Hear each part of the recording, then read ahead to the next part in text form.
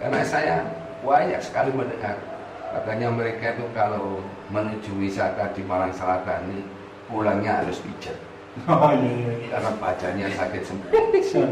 Ya, ini yang harus betul-betul kita pertimbangkan. Kalau itu menjadi komitmen kita berdua, kita akan memperbaiki semua akses menuju wisata yang ada di bawah. Dan bagaimanapun, pertama, inilah akses jalan menuju wisata ini harus baik.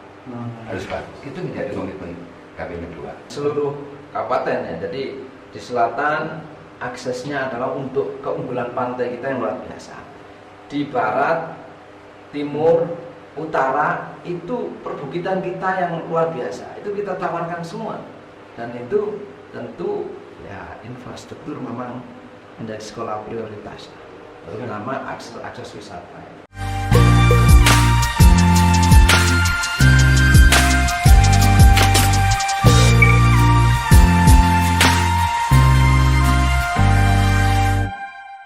Assalamualaikum warahmatullahi wabarakatuh. Waalaikumsalam Selamat datang di podcast Teguh Inspirasi, membincang inspirasi dengan orang-orang hebat. Yang kali ini kita kedatangan dua calon Bupati Malang, Abah Gunawan dan Dr. Umar. Sehat? Alhamdulillah. Alhamdulillah wa syukurillah. Sehat luar biasa. Siap. Ini Abah Gunawan ini kesini 3 bulan yang lalu ya.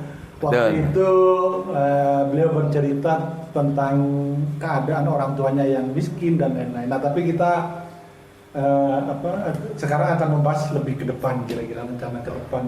Ini dulu 3 bulan lalu dengan sekarang derdiknya lebih derdik mana, Bang? Alhamdulillah, sampai saat ini saya semakin tenang pikiran. Oh, kok gitu, Pak? Kenapa, Pak? Iya, karena saya saya harus belajar menata hati ini. Jangan sampai saya ini punya ambisi egois supaya saya bisa jadi bupati. Itu tidak dengan ambisi, tapi semata-mata tentunya saya ingin melaksanakan kewajiban saya sebagai masyarakat yang diinginkan oleh banyak orang untuk mencalonkan bupati. Inilah yang tentunya akan saya laksanakan supaya bisa terwujud keinginan mereka. Dan tentunya itu harus saya tetap bisa menata hati saya tetap dingin, tetap pikiran tenang. Kalau nanti tidak tenang, malah saya bisa kemasukan barang yang nggak benar gitu loh. Siap. Ya. Nah, ini ya, dulu kan mencari rekom itu kan sulit mungkin ya. Terbukti cuma 2 calon di Kabupaten Malang. Bahkan dulu awalnya itu incumbent Pak Sanusi itu akan melawan kota kosong itu kan. Ini gimana? Berada di titik ini itu masuk dalam bayangan Abah Gunawan atau enggak? Ya, memang saya merasakan sangat berat untuk memperoleh rekom ini. Jadi semua itu memang takdir dari Allah, yang akhirnya saya mendapat rekom. Meskipun prosesnya sangat berat. Pertama kali yang saya dapat rekom cuman dari 2 kursi, Mas. 2 kursi itu pun masih dihadang. Masih dihadang. Maksudnya gimana itu, Pak? Itu dari pengurus partai, ditelepon itu. Jangan keburu memberi rekom, jangan keburu memberi rekom. Nah itu kan kayak gitu ya. Iya, jadi awalnya kita ini dikomunikasikan malah oleh Golkar, dirijennya Golkar. Rencananya Golkar yang sudah cepat sepakat itu dengan Hanura. Tapi Golkar 8, Hanura 1 kan 9. Padahal butuhnya 10. Akhirnya kepingin gaet Demokrat. Sudah waktunya diperkirakan Golkar duluan. Jauh hari Rabu begitu, Jumatnya Demokrat Hanura. Hari Senin sebelum Rabu, Ketua Golkar mengundurkan diri. Oh, Erlangga. Iya, betul. Nah, terus jadwal yang 2 partai itu sudah pasti, sehingga kita tidak bisa menunda. Ya wis 2 partai itu. Tapi berangkat mulai dari rumah sampai ke sana, namanya intervensi pada kedua partai itu. Oh gitu. Jangan diberikan. Tapi orangnya di sebelah kita sudah kadung ke Jakarta Pak ya. Iya. Dalam pesawat. Ya apa ini? Berikan gitu kita. Itu dari kubu sebelah ya. Iya, kubu sebelah jangan berikan. Iya. Tanya kita di sebelah kursi, berikan saja. Iya. Bahkan saya itu diundang ke DPD dengan waktu yang bersamaan. Saat saya dipanggil untuk menerima rekom, tapi saya dipanggil DPD. Pagi itu ada Ya, undangan untuk ada DPD. oknum DPD memang sengaja untuk Dipanggil. gimana supaya saya tidak bisa menerima rekom itu. Dan ya saya sampaikan, mohon maaf, saya harus menerima rekom ke Jakarta. Saya mohon maaf tidak bisa menghadiri panggilan tersebut. Oh DPD dari partai yang sama. Ya, partai beliau. Dari partai. beliau. Kalau partai, ya. itu Ya, sorry. itu entah mau mempromosikan memberi PHP di partai beliau untuk nanti dapat rekon atau untuk mengintimidasi, kita tidak tahu. Apa juga nanya-nanya ini ada apa ini kok tiba-tiba bebang. Siap. Oke, jadi dan ada keputusan ini ya agak melegakan ya Pak, keputusan MK terbaru yang Iya. cuma berapa persen itu? 6%. 6%. 6,5% itu berarti 3,75 kursi. Jadi 3 kursi ditambah ini dipotong 4 gitu. Iya. Jadi meskipun nggak ada keputusan itu tetap bisa berlayar ya dengan komposisi yang sekarang gitu. Bisa. Jadi 4 partai sebetulnya udah bisa.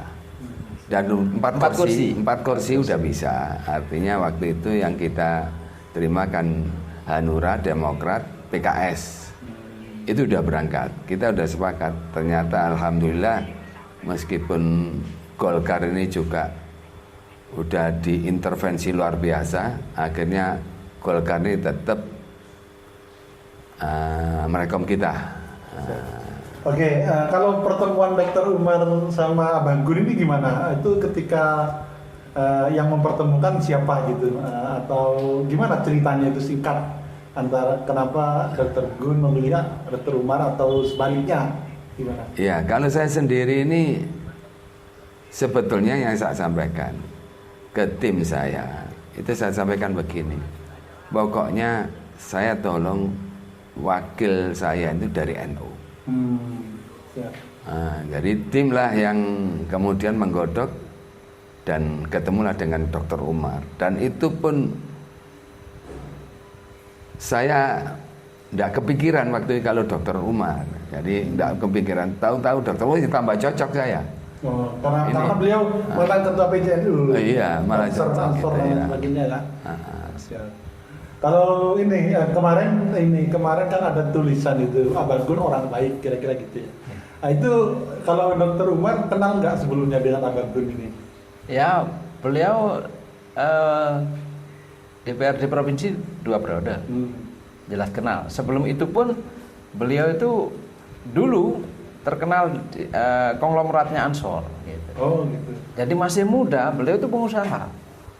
Itu Jadi kita waktu dengan ketua Ansor sering nyumbang apa atau gimana? kiprahnya sudah apa ya? Istilahnya membuat kagum setengah silo begitu. Oh. Ada tokoh di Gondang Legi dan berkenan bergabung di Ansor, ternyata sudah punya showroom. Oh gitu. Sudah. Siap. Dan itu di kami di Ansor langka untuk talenta pengusaha, entrepreneur begitu. Cuma waktu itu saya belum sempat ketemu, hanya kita bahas di teman-teman. Oh, Abang Gunawan ternyata di Ansor Gondang Legi. Gitu. Saya ketemunya ketika beliau sudah jadi bendara NU. Saya masih Ansor itu. Saya masih Ansor, beliau bendara NU. Gitu. Dan beliau infonya yang ini ya, yang kantor Ansor Gondang Legi itu. Iya, betul. Betul. Pribadi dengan hibah atau apa itu Pak? Enggak, pribadi itu. Oh, pribadi. Jadi pribadi karena saya ingin antara kantor NU dengan kantornya Ansor ini dipisahkan. Ya, sehingga kemudian kita musyawarahkan untuk kita bangun kantor Ansor di depan kantor MPC NU Gondang Legi. Itu kenang-kenangan saya saat saya menjadi ketua Banser tahun 99 sampai 2004. Oh, itu Ya. beli atau waktu itu punya Abah sendiri? Dia tanah punyanya MBC, NU. Saya cuma membangun Oh, aja. membangun. Ya, membangunkan. Ya. Oke, kita kembali ke tema pilkada. Nah itu kan kemarin ada kutipan menarik dari Abah Gun itu gajah melawan semut. Nah ini gajah melawan semut secara kursi aja ini jomplang ya, 32 kursi dan 12 kursi di sini ya, 12 kursi. Nah itu dan juga yang ngeri sedap itu survei LSI di Agustus kalau nggak salah itu 64% kalau Pak Sanusi gabung dengan Bu Latifah. Nah itu 64%. Nah itu apa nggak deg apa nggak ngeri Pak ada gajah seperti itu? Saya ini orangnya tidak pernah istilahnya grogi karena jiwa saya jiwa petarung. Saya ini berangkat usaha juga karena punya jiwa petarung. Sehingga meskipun ada istilah gajah ya katanya orang-orang gajah, tapi saya merasa saya ini semut, tapi tidak apa-apa kalau semutnya banyak. Semutnya itu nanti terjadi dari masyarakat. Kita lawan gajahnya ini. Jadi survei ini kan masih sementara, tapi saya yakin dengan munculnya saya, karena waktu itu kan dari incumbent ini udah sering menyampaikan bahwa mereka akan menjadi calon tunggal. Sehingga lumrah kalau mereka ini dikerubuti oleh orang-orang kuat di belakang mereka. Sehingga itulah yang kita anggap gajah. Kalau kita betulnya ya meskipun gajah kita tidak khawatir lah. Karena saya yakin suara rakyat ini, semut-semut ini nanti yang akan berpihak kepada semut juga, tidak akan berpihak kepada gajah. Jadi 64 itu karena perbandingan kursi. Mereka kursi 38 dari 50 kursi. Kami 12. Kalau dihitung kursi itu memang ya malah sebenarnya bukan 64, 76. Itu enggak 64 ini survei LSI sebelum LSI. Popularitas atau elektabilitas? Elektabilitas itu saya baca di media. Siap. Nah itu belum ada kursi. Pengumuman. Siap. Nah, tapi ini kan unggulnya kalau di sana LSI menang, kalau di sini kan Abah Gun sama Dr. Rumah kan menang di semua polling Instagram. Kira-kira gitu. Ya. Nah ini kalau Dr. Rumah nggak ngeri ya. Dr. Rumah kan sudah meletakkan ASN-nya, jadi pengorbanannya kan nggak main-main kan sebenarnya. Jadi sudah resign dari ASN, nah sehingga kalau kalah kan nganggur ini. Nah, itu gimana Pak Rumah? Sebenarnya karena kita punya survei sendiri yang sudah dilakukan konkret. Itu tidak seperti yang LSI itu. Gimana surveinya? Jadi surveinya tidak seperti itu. Survei kita incumbent itu hanya 36, ya Pak? 36. Kalau jauh di bawah 50. Jadi analisanya kalau 36 mudah sekali dikejar. Popularitasnya tinggi, elektabilitasnya hanya 36. Jadi antara keterkenalannya di masyarakat dengan masyarakat memilih, kesenjangannya tinggi. Ya itu, ada sesuatu. Analisanya begitu, ada sesuatu. Kenapa orang kenal tapi nggak milih gitu kan? Itu. Antara lain itu. Nah itu yang membuat kita silahkanlah LSI seperti itu. Kita punya survei sendiri dan kemungkinan potensi untuk mengejarnya sangat bisa. Itu kan cuma 2 bulan ya, tinggal 2 bulan 10 hari. Itu cukup waktunya untuk mengejar. Justru dengan survei kayak gitu membuat kita tambah semangat. Survei kayak gitu itu adalah untuk memicu kita gitu loh. Meskipun saya yakin bahwa apa yang disurvei LSI itu tidak sesuai dengan fakta di lapangan. Ya karena kita ini sudah mengalami kebuntuan-kebuntuan di awal, kemudian lolos. Itu juga menjadi sinyal bagi kita. Insya Allah kita diberi jalan. Pertama mematahkan bumbung kosong, kotak kosong, ya Pak. begitu kita diberi rekom, walaupun hanya oleh Demokrat yang 1 kursi, Hanura 1 kursi, gaungnya di masyarakat sudah viral seperti itu. Respon positifnya kan tinggi sekali. Itu baru 2 kursi loh itu ya. Nah ini bagaimana nanti kelanjutannya ini?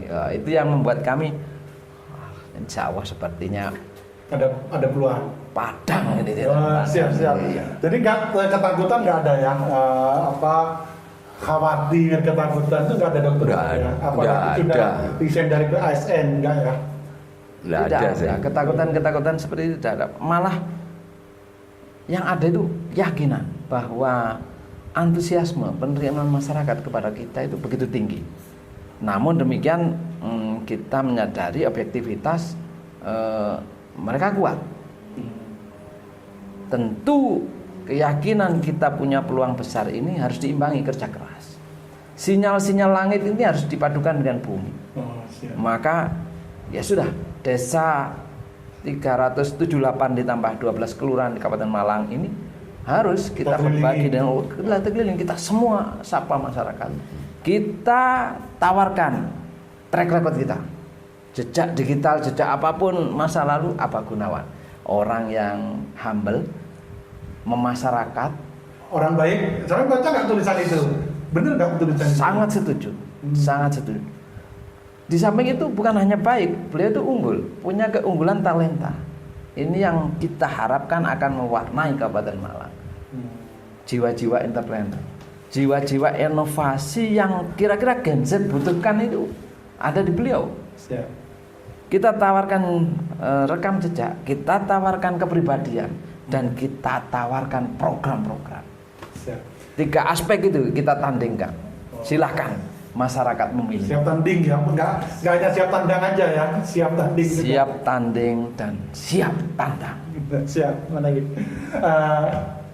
Ini kan berarti target menang itu berapa? Kalau mereka ngeklaim 70%. Saya baca di media itu 70% Abbas Sanusi, Bu Latifah. Nah kalau ini di sini kubu ini siap tandang ini berapa persen? Ya kita ndak muluk-muluk ya. Yang penting kita udah 60% udah alhamdulillah. Siap, 50 lebih 51 udah menang. Penting menang ya. 50 lebih setengah enggak apa-apa. Penting menang. Tapi insya Allah banyak bolo-bolo itu memperkirakan 60 kita. Ya. Berarti ada isu calon boneka sama sekali nggak benar ya, katanya ada calon boneka. Itu banyak. Ya memang gitu. Faktor kedekatan saya sama incumbent ini kan memang luar biasa. Jadi sehingga begitu saya muncul itu banyak pertanyaan. Jangan-jangan itu boneka yang supaya kalau boneka kenapa kok dihadang rekom kok enggak boleh sampai turun kan gitu toh. Dihadang. Kalau boneka enggak, kalau boneka kan dibantu untuk dapat rekom. Gitu. Ini sudah kita babak belur sendiri kita urusan rekom itu. Nah, dan tentunya kalau itu terus digaungkan, ya udah coblos bonekanya aja, kan gitu aja toh. Ya, biar nggak ini bonekanya aja dicoblos kalau memang boneka. Tapi yang jelas kita ini punya punya cita-cita yang berbeda. Kalau saya memang cita-cita saya ini bagi saya ekonomi harus menjadi tujuan saya untuk membangun ekonomi Kabupaten Malang. Samping kesehatan, ekonomi harus kita gerakkan di Kabupaten Malang. Dengan cara apa itu Pak ekonomi ini Pak? Ekonomi akan ini jadi masyarakat yang sejahtera gitu. Caranya dengan cara apa Pak? Jadi kita ini punya potensi di Kabupaten Malang yang berbagai macam.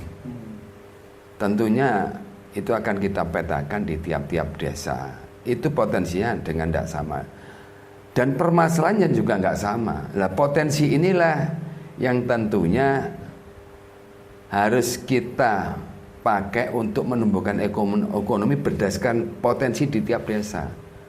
Tentunya itu harus berbasis kebersamaan, gotong royong. Kita akan menyadarkan kepada masyarakat, memberikan pengertian kepada masyarakat bahwa indahnya kebersamaan, indahnya gotong royong. Kita harus yakin dengan gotong royong ini tidak ada yang tidak mungkin. Dengan gotong royong, apa yang tidak mungkin akan menjadi mungkin.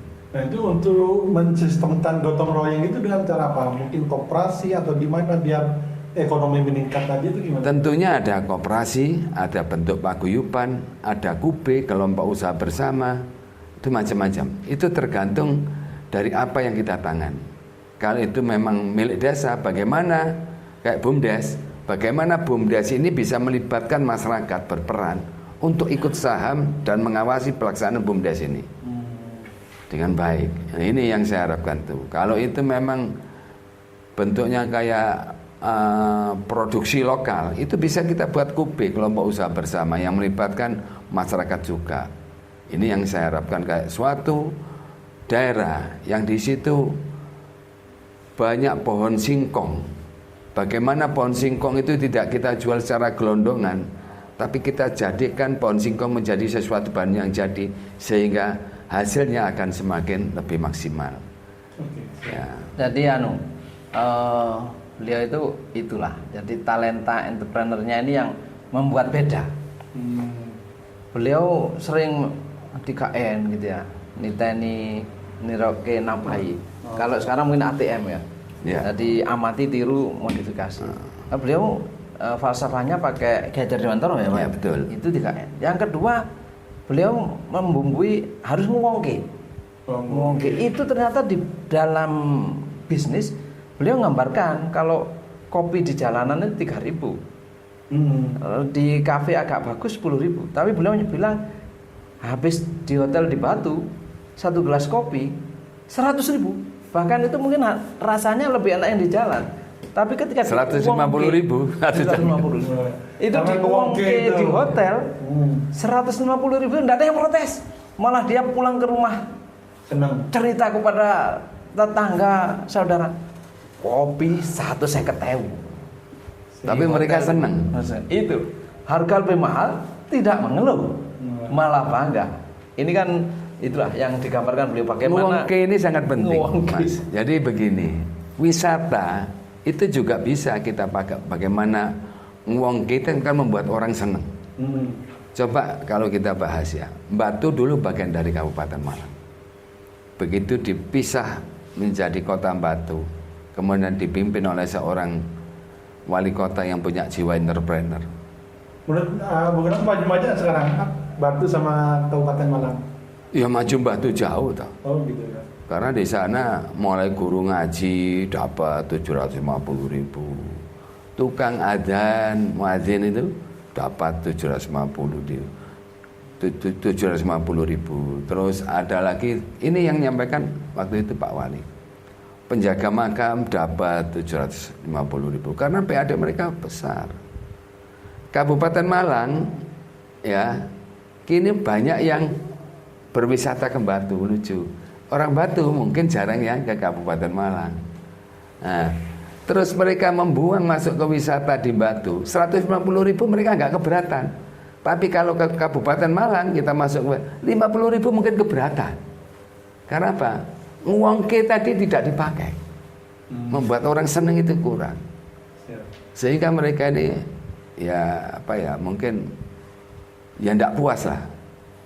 Nah, ngewongke itu tadi saya ngobrol sama yang mengatur jadwal itu, katanya Pak Gunawan itu sulit menolak undangan orang, sehingga meskipun kecil-kecil, pertemuan kecil itu didatangi aja. Nah itu apa ngewongke ini menurut Dr. Umar menjadi salah satu cirinya apa Gun? Iya, apa ini itulah jiwanya itu mungkin latar belakang dulu dianggap orang dari susah ya dulu. Apa orang ini tidak sama tiba-tiba berhasil seperti ini. Ceritanya di beberapa tempat itu asalnya juga susah. Sehingga bergaul dengan masyarakat kecil itu tidak ada jarak, tidak ada jarak. Ini yang kita lihat di kepribadian beliau. Sehingga ya termasuk undangan kecil pun sudah sama dengan perlakuan tidak hanya undangan kecil ini Mas Torik. Jadi saya di rumah ini kan biasa jagong, biasa mendengarkan aspirasi dari berbagai macam. Saya biasa jagong sama berbagai kalangan, baik orang becaan, orang gojek, orang-orang rombengan, dan berbagai macam orang. Bahkan anak pang juga kadang-kadang main ke rumah. Saya tidak pernah membeda-bedakan, karena pada prinsipnya manusia itu kan sama. Yang membedakan manusia cuma aksesoris saja. Tadi di mata Tuhan, di mata Allah, kita ini belum tentu. Kan gitu toh. Antara saya dengan orang becaan belum tentu kalau lebih mulia saya daripada orang becaan. Ini bagi saya, makanya kita hidup ini jangan pernah rumongso, merasa bahwa kita lebih mulia, lebih baik, jangan. Karena pada prinsipnya hidup ini tentunya harus sinau, belajar agar lebih baik. Juga kita ini harus bisa menghargai sesama, ngewongke tadi. Ngewongke ini ternyata sangat luar biasa. Dan ngewongke itu tadi disampaikan oleh Dr. Umar. Ngewongke ternyata juga kalau kita pakai di dunia bisnis, itu punya nilai profit. Nilai profit bisa dari 3.000 menjadi 10.000, bisa 150.000 karena ngewongke tadi. Iya.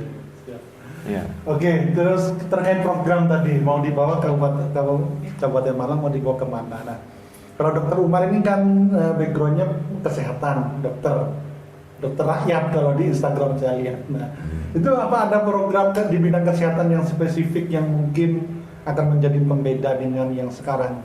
Gimana, dokter? Jadi saya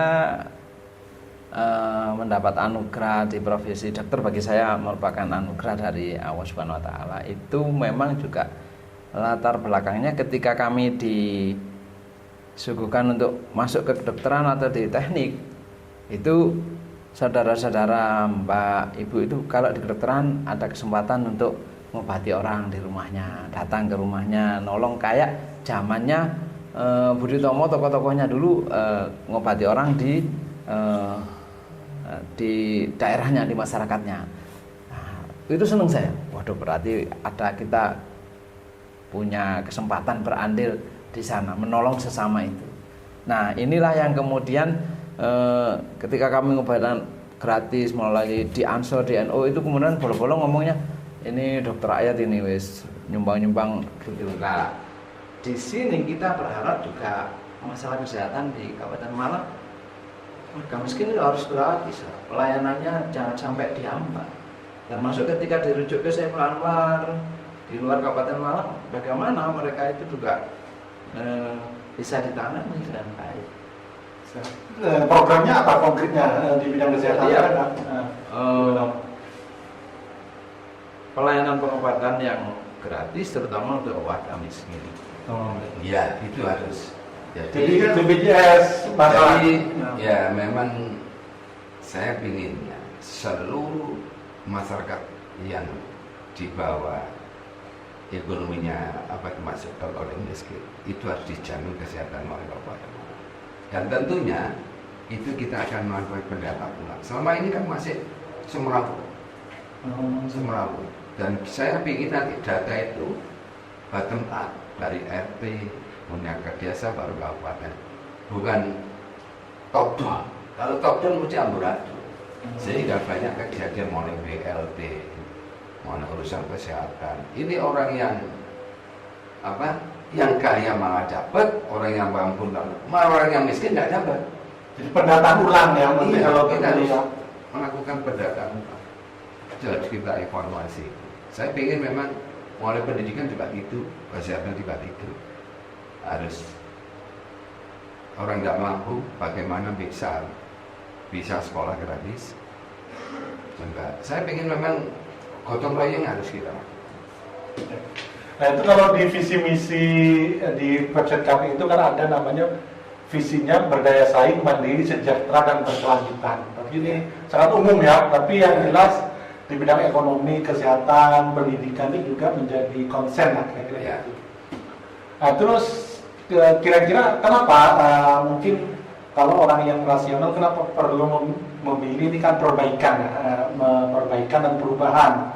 Kenapa kok nggak memilih satunya? Kira-kira kenapa harus memilih secara program? Kenapa program yang diunggulkan harus memilih Abah Brun dan Dr. Umar? Silakan. Ya, tadi saya sampaikan berdaya saing tentunya kita ini punya program ini adalah ilmunya tadi, ini tadi. yang disampaikan oleh Kiai Dewa itu akan kita pakai di dalam program kita. Jadi apa yang sudah dilakukan daerah-daerah yang maju, kita akan belajar dari sana. Dan tentunya setelah kita mempelajari bagaimana kita bisa mengeterapkan di Kabupaten Malang. Dan tidak hanya mengeterapkan, tentunya karena kita ini harus kompetisi. Daya saing tentunya harus kompetisi. Yang kita lakukan adalah inovasi. Inovasi inilah bentuk nambah yang harus kita lakukan di Kabupaten Malang, sehingga Kabupaten Malang ini nanti bisa menjadi kabupaten yang punya daya saing, ekonominya meningkat, bisa mandiri. Itu tentunya harus kita lakukan.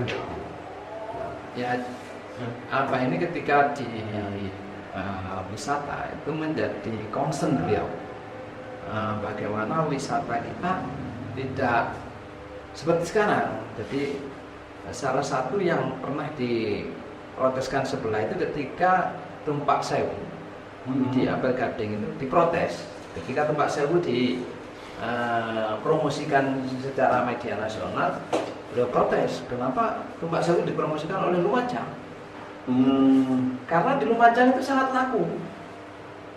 Air terjun Coban Sewu, kalau di kita Jawa namanya Coban Sewu, itu miliknya Kabupaten Malang. Di Ampel Gading. Nah. Ya, tapi melihat yang dari Lumajang itu lebih banyak. Karena tempat untuk melihat view itu dibuatkan yang nyaman. Jalan ke situ halus sekali. Jadi harus di tempat wisata harus ada kehadiran Pemkab. Betul, kita coba bandingkan sendiri ya. Sebelah dari wilayah Kabupaten Malang. Kalau kita berjiwa lapang dada, harusnya begitu di sana seperti itu. Kita harus menjawab lebih dari itu. Sampai turun dari sisi Kabupaten Malang itu masih jalan undang-undangan tanah yang dibatasi bambu karena itu mandiri dari masyarakat. Itu kalau hujan jalannya itu hilang, sehingga turun ya bisa kepleset-kepleset. Belum lagi jalan masuk ke wisata di sana, geronjal-geronjalnya minta ampun. Tanya sendiri ke sama Ampel Gading. Di sana ada air terjun lagi yang di sebelahnya, konektivitasnya tidak bagus, jalannya itu masalah gitu. Jadi kalau itu di sana promosikan, kita promosikan juga lah milik kita, tapi dibagusin dulu infrastruktur. Dikatakan apa ya? Artinya bagaimanapun, pertama inilah akses jalan menuju wisata ini harus bagus. Itu menjadi komitmen kami berdua. Dan selama ini menjadi banyak kritikan juga ya, jalan-jalan di Kabupaten Malang itu mungkin karena terlalu luas Pak ya, sehingga APBD tidak mengcover. Itu gimana? Ya tergantung, sebetulnya itu adalah goodwill lah, niat baik kita, semangat kita untuk memperbaiki akses ke wisata ini. Karena saya banyak sekali mendengar katanya mereka itu kalau menuju wisata di Malang Selatan ini pulangnya harus pijat. Oh, iya. Karena bacanya sakit semua.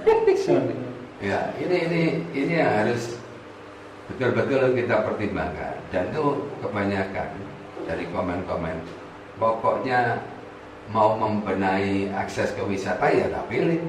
Kalau itu menjadi komitmen kita berdua, kita akan memperbaiki semua akses menuju wisata yang ada di Kabupaten. Dan seluruh kabupaten ya, jadi di selatan aksesnya adalah untuk keunggulan pantai kita yang luar biasa. Di barat, timur, utara itu perbukitan kita yang luar biasa. Itu kita tawarkan semua. Dan itu tentu ya infrastruktur memang menjadi sekolah prioritas, terutama akses wisata. Oke. Sama mungkin banyak program lain ya. Kalau saya lihat di website KP itu ada satu desa satu ambulan dan lain-lain, atau mungkin setiap kecamatan itu nanti ada balai kesenian, banyak lah nanti. Itu gimana? Jadi memang kita ingin bagaimana kesenian ini adalah bagian daripada kebutuhan masyarakat. Kesenian, kebudayaan itu bagaimana supaya berkembang, tapi mereka bisa dibantu oleh Pemkab ya untuk bagaimana supaya itu lebih baik. Termasuk nanti bagaimana mengembangkan potensi-potensi kebudayaan yang kita miliki ini supaya juga bisa berkembang. Salah satunya ada kesenian ludruk yang semakin lama semakin hilang. Ini ada aduan ke saya, potensi lutut yang semakin lama tidak dikenal. Dan tentunya itu saya sampaikan harus ada inovasi gimana anak muda, anak milenial tertarik. Ya, potensi jalanan ini juga bagus. Macam-macam potensi ini yang harus kita pikirkan dan kita manage tentunya dengan memberikan edukasi yang lebih positif. Bagi kita kan seni itu universal, ya. Hidup itu tidak cukup hanya baik, tapi baik dan indah. Indah ini adalah seni. Sentuhan seni inilah yang membuat hidup ini tidak hanya baik, tapi indah.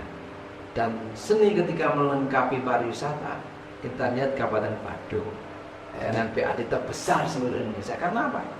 Wisata-wisata itu dihiasi dengan budaya lokal. Oh, Bali ya. Bali, tari kecak. Oh, itu menjadi khasnya.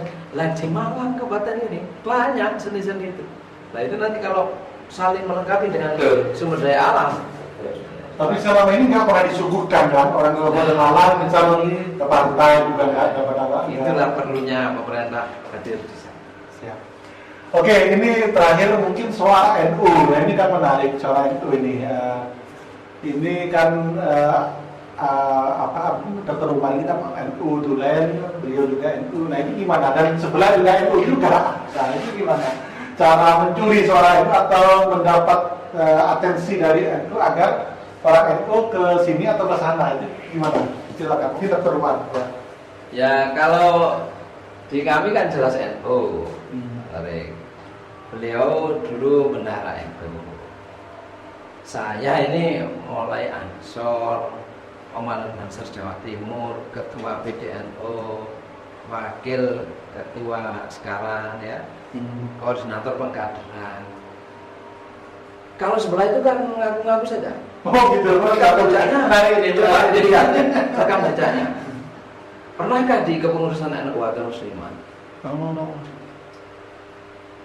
Dilihat saja. Paling banter dulu pernah wakil ketua Ansor, tapi dia NU tak pernah. Kalau di PKB ya, tapi PKB dengan NU kan beda. Jadi warga NU harus ke sini, bukan ke sana ya? Ya kalau ya silakan dinilai sendiri lah begitu. Kan kita ini menawarkan ke aspek itu, rekam jejak, kepribadian dan program-program kita. 3 hal. Ya, terus saya kira begini, NU itu sekarang sudah cerdas. Mereka bisa memilih dan memilah. Memilah dan memilih mana yang punya gagasan, punya program yang jelas. Tentunya mereka sudah merasakan. Ya, sudah merasakan.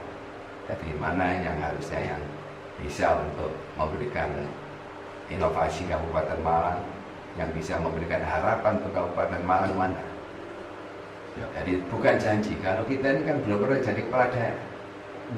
Gitu loh. Jadi saya ini orangnya tipenya pekerja, bukan orang yang suka janji. Saya itu malah takut kalau suruh janji. Lebih baik saya berbuat daripada berjanji. Ya. Oke, Abang Gun, tadi kita bicara soal ketika terpilih programnya dan sudah sangat banyak.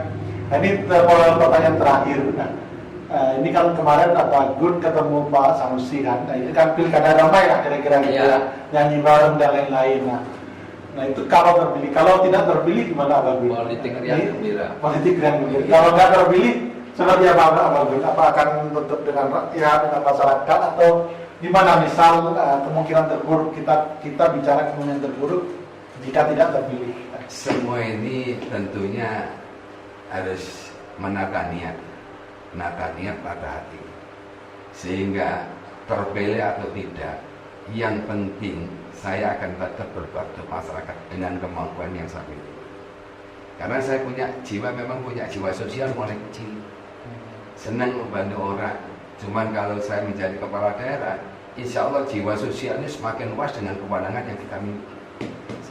Ya. Dr. Umar, kalau terpilih kan menjadi N2 ya. Kalau tidak terpilih, apa yang akan dilakukan Dr. Umar? Ya, kita harus menjunjung fair play, sportivitas. Ibarat olahraga, pertandingan itu ya ada yang menang, ada yang kalah. Taruh garis tangan kita nanti bagaimana, tapi tanda-tanda langit sudah bersama kita. Kita berusaha keras untuk memadukan tanda langit dengan Tanda realita itu. Amin. Hakul yakin Tanda-tanda saya menang. Kita menang. Pak Gunawan, kami Siap. menang. Hakul yakin. Hakul yakin. Ada senjata rahasia yang tidak saya sampaikan dan mungkin selisihnya nanti minimal 80. Oh, senjata rahasia mana? Karena rahasia tidak usah saya sampaikan. Siap. Untuk logistik aman ya, logistik itu kan logika kan katanya ada logistik, kalau logistik aman ya. Itu pasangan ini ya. Ya kalau itu bisa orang bilang memang gajah dengan semut. Tapi untuk berperang ini kita sudah punya bekal. Oh, Ya mungkin tidak berlebihan, tapi insya Allah cukup untuk memenangkan 60%. Oke, terima kasih Abang Gunawan dan Dr. Umar. Nanti mungkin kita akan podcast lagi antara Februari Maret ketika sudah terpilih. Alhamdulillah. Alhamdulillah. Amin, amin, amin. Di sini ya. Dan mungkin nanti teman-teman ini nanti calon lain dari Malang Raya, tidak hanya dari kabupaten juga akan kita undang. Mungkin dari kubu sebelah juga akan kita undang. Nanti teman-teman dari Tugu Inspirasi bisa membandingkan mana yang bisa teman-teman pilih dan mana yang tidak perlu teman-teman pilih. Sampai jumpa di podcast Tugu Inspirasi selanjutnya dengan calon-calon kepala daerah yang lain. Itu saja dari saya. Assalamualaikum warahmatullahi wabarakatuh. Waalaikumsalam warahmatullahi wabarakatuh.